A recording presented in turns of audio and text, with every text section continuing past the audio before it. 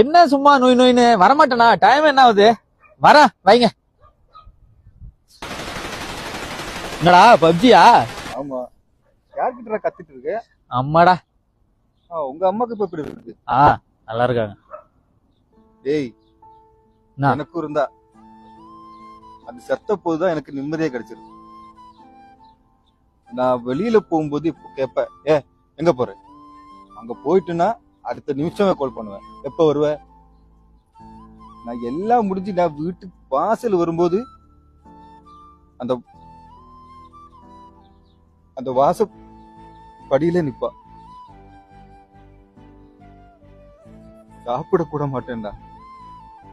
எனக்கு காய்ச்சல் வரும்போது கைய பிடிச்சு என் தலை பக்கத்திலே இருப்பா. சாரி. அது ஏன்டா ஒரு பொண்ணு கால் பண்ணும்போது மணிக்கணக்கா பேசுறது, மத்த எல்லாத்துக்கும் உங்களுக்கு டைம் இருக்கு. ஆனா அம்மா கால் பண்ணா